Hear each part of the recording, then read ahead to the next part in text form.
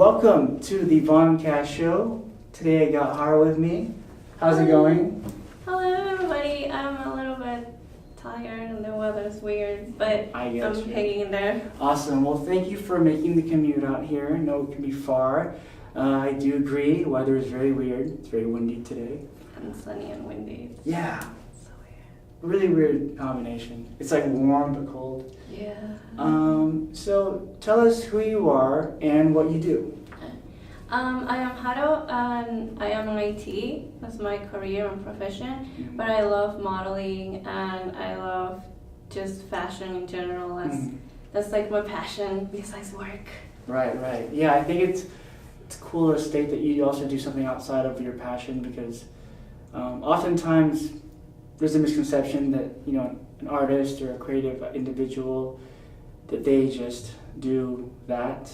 But sometimes you also need like financial support. Yeah. That's where a job comes in. You have to get that money to support your hobbies. Yeah, it's really not.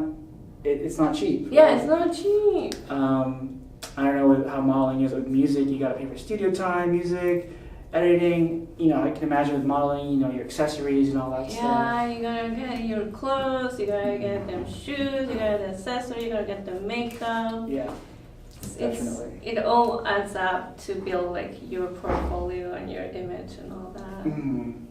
Okay, so growing up, I assumed you watched TV.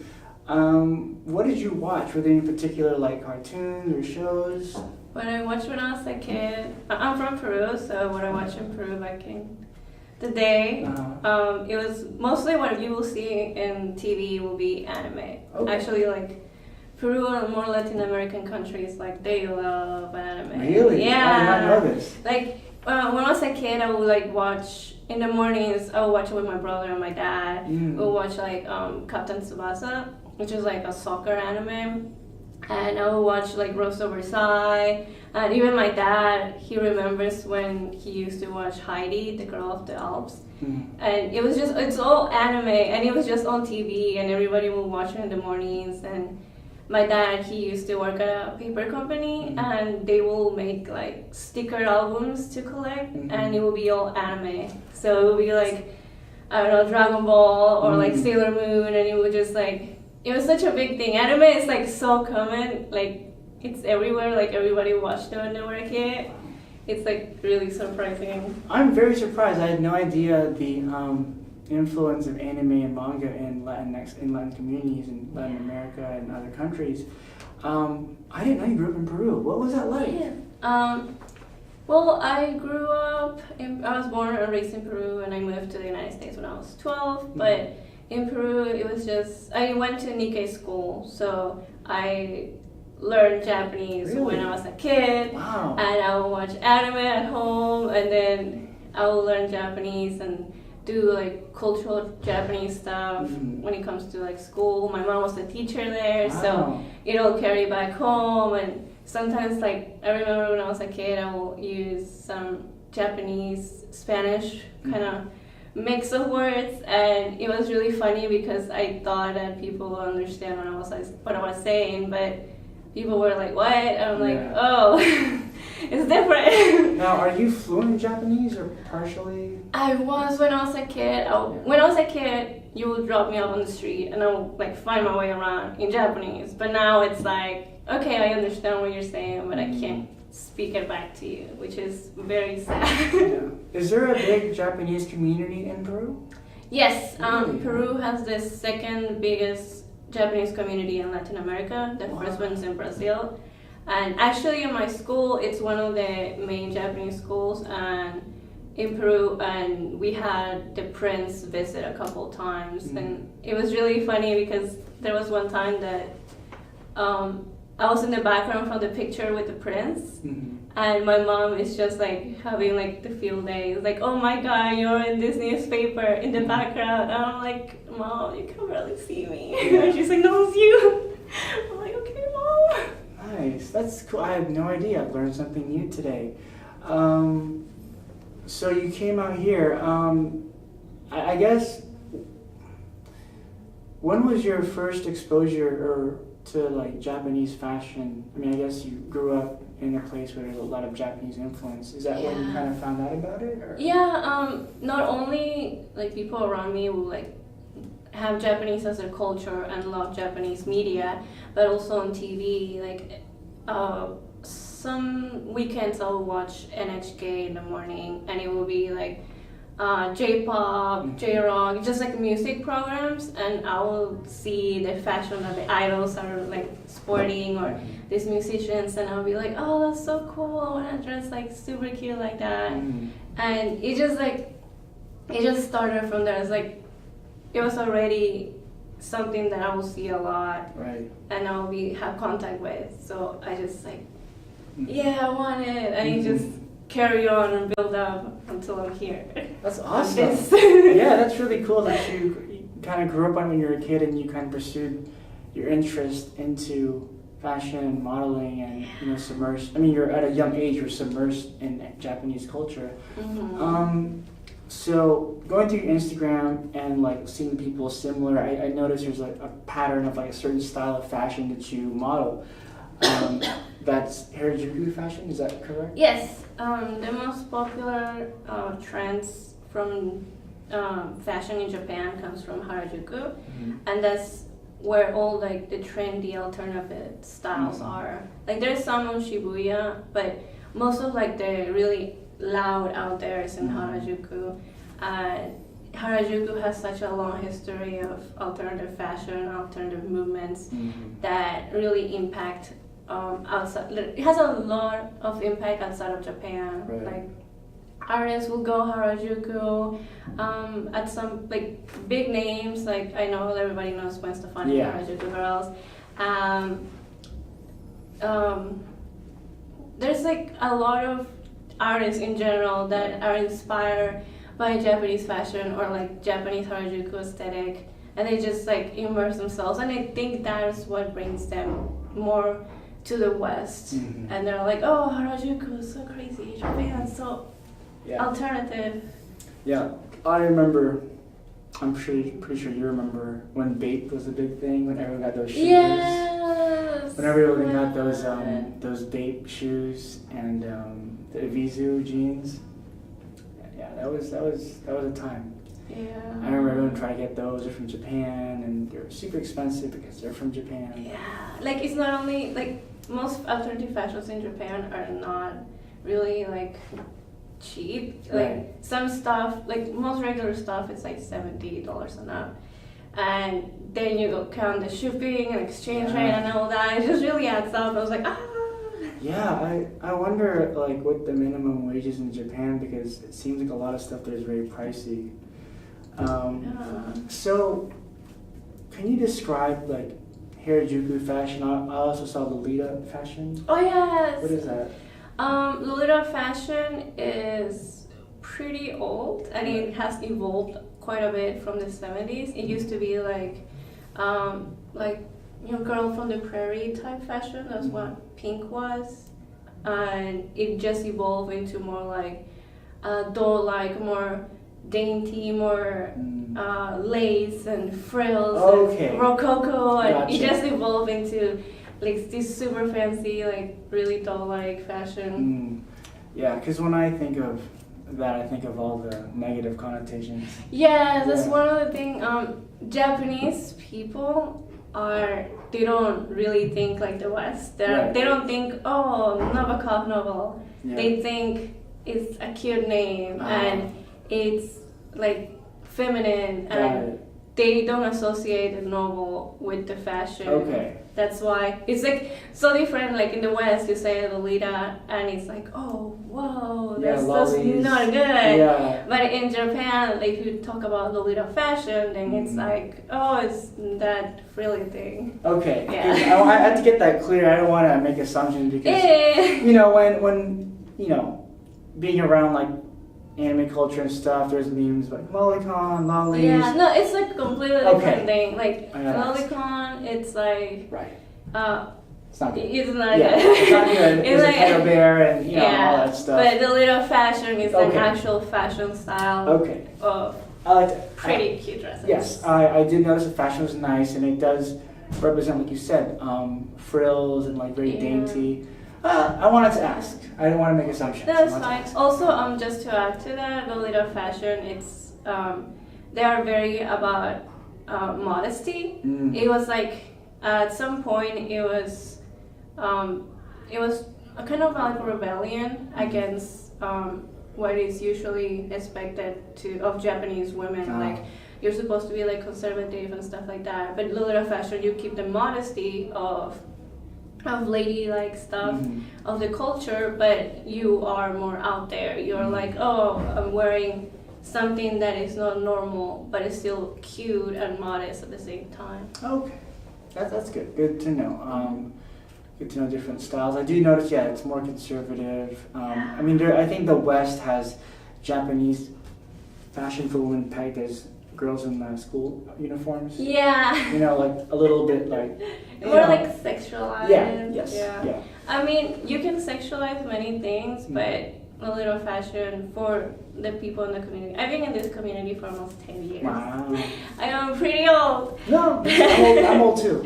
I'm old in this. So it's very like non-sexual. It's like just people just want to wear cute dresses and really cute. Right. Or fancy, because there are some really very fancy dresses. Yeah.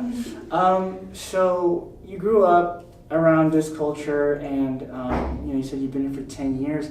How did you go from I like what I see in magazines and online to I actually want to pursue modeling this type of fashion? Oh, it's really funny because I had friends that would like wear Lolita alternative fashion. I used to like Visual K, which is a it's like glam rock in Japan. And I have friends in high school that would like dress the part. Like my friend Momo, that she does my hair, she would like dress Visual K. And I have another friend, Trina, she would like dress Lolita.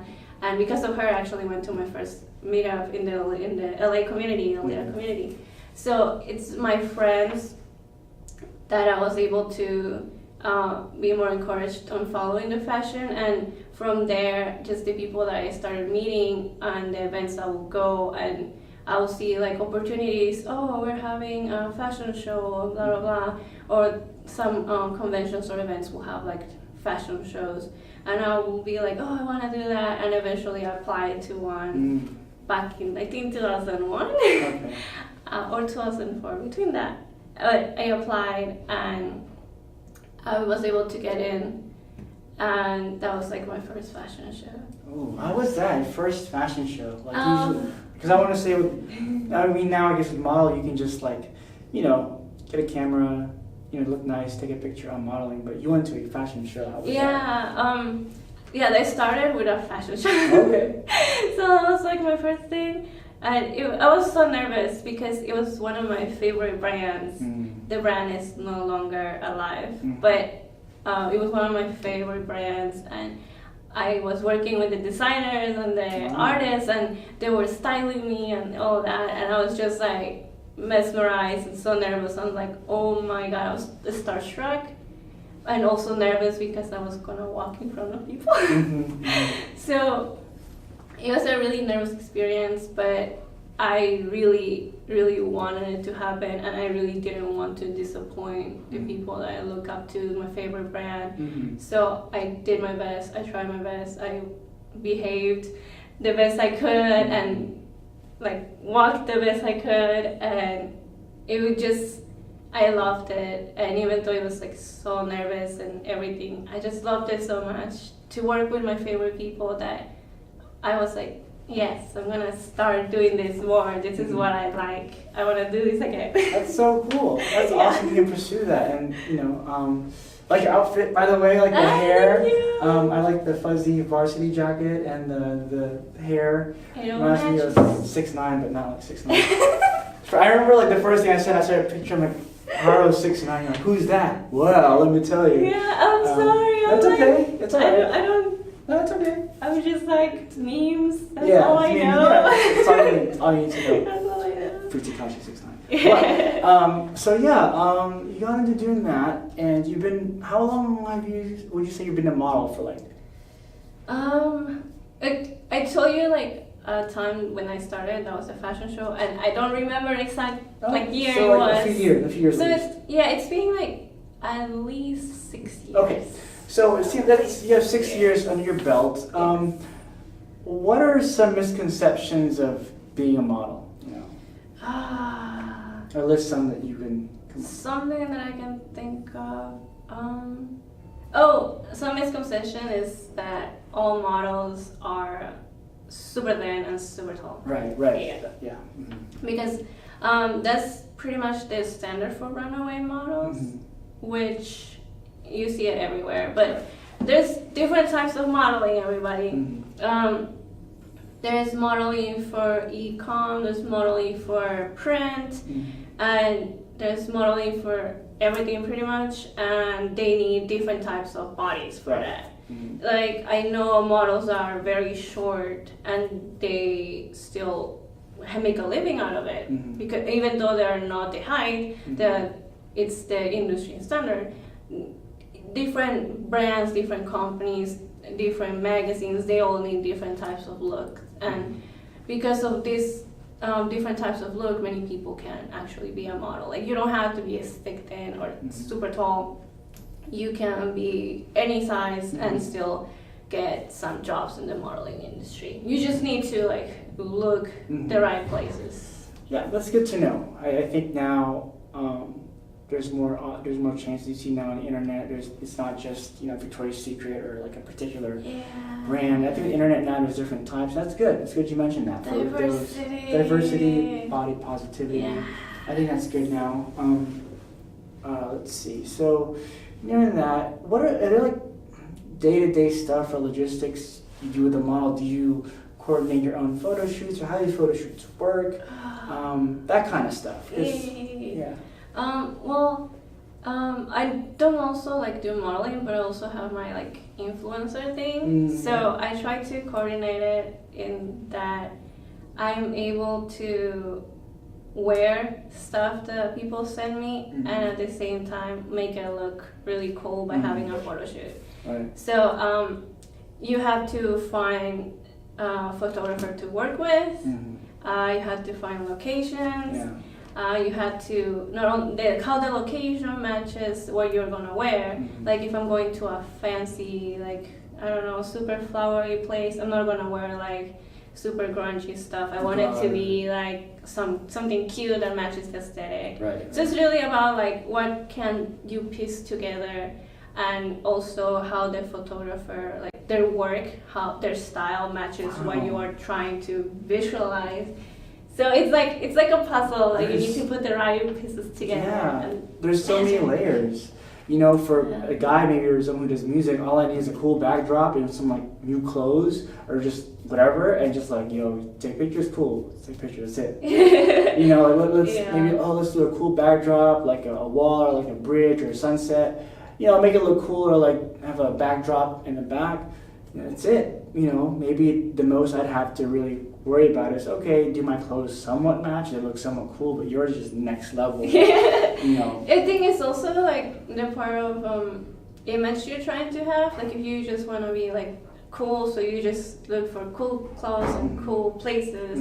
But if you have a wide range of stuff, then you have to match all these things together, so it doesn't mix into a weird way. That it's what's going on here? So talk to us about your influencer stuff. I remember when I got out the car, it was after ACN. I'm like, yo, add me on Instagram. I started Instagram. Holy shit, you have 20K followers. How does one become an influencer in that sense? And how did you get brands to start sending stuff to you? Because I'm pretty sure all of us would want brands to send stuff to us. How did that go for you? Actually, until recently, I didn't want to call myself an influencer. Yeah, it weighs a lot. Yeah, it weighs a lot. I'm like, do I really do I really do an influencer? Do I really impact people? I think I just maybe it's brand partnership. Yeah, brand partnership. I don't think of myself as someone can impact people, but at the same time, I just want to do my thing, but apparently I do impact people from the messages that I get. I'm like, That's oh cool. my god. That's the best type. I can tell you're humble, and that's good. It's when people, use that word, I'm a social influencer. That sounds like, that's kind of corny. Oh my god, yes. Yeah. And I don't want to be that person that be like, I'm a social media influencer, and be like, I'm just me. Exactly, I like that. That's the best. I think with a humble attitude, treating others with respect, you go a long way in this career, any career in particular. Anything, if you're like level-headed and you're nice to other people, you will see results just in general in life. I like that a lot. How did brands start saying stuff to you? Did they just like, hey, I noticed your Instagram? Did you kind of reach out to them? How does that work? At the beginning, I will like reach out to people from time to time. At the beginning, my job was more stressful, so I didn't really have much time. So I wasn't so much like looking for partnerships, just like a little bit, because if I had like a lot of things stack up, then I had to take pictures of it, and it's like, I don't have time for this. So it's like trying to regulate myself, like how many people I will want to work with. Like I will reach out to some brands that fit my aesthetic, like clothing brands, and they're like, and then we will talk about it. Be like, hey, I really like your products, and I don't know if you would like to collaborate with me, or if you do collaborations in general. Like I don't want to be like, hey, friends, send me free stuff, something, So I'll be like, do you do collaborations? You want to collaborate? And if they do and they want to collaborate with me, then I'll start working with them.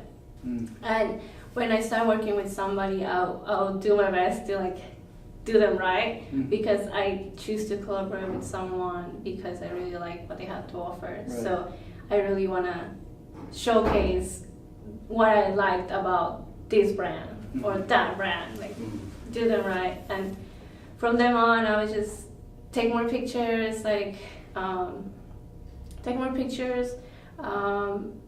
go to more events, get to know more people, and then it just started like building out from there. But at the beginning, it was just me, like mostly just doing my own thing. And if I saw someone that I really wanted to work with, or someone I thought I could work with, then I'll like shoot my shot. But yeah. Yeah, I think that's good. I think you go about it in a good way. I think it seems like you built a following little by little and gained followers in a genuine manner. Can you talk to us about? I saw your Facebook post. You're in a music video. Oh. I'm going to in a music video. What genre? It's like hip hop. Okay.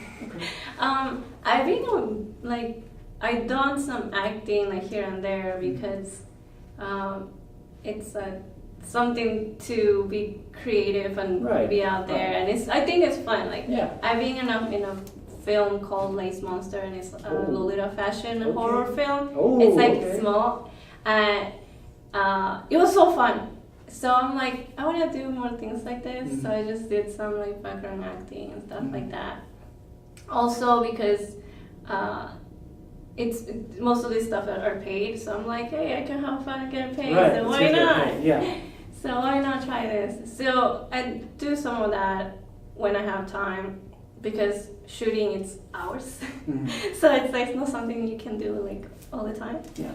And so I got casted for a music video. And I'm not sure, I only heard like a little bit on the casting what the music sounds like, so I can say it's hip hop. Okay, that's it. Yeah, that's cool. And I'm not sure what else, the details of it yet. Yeah. But,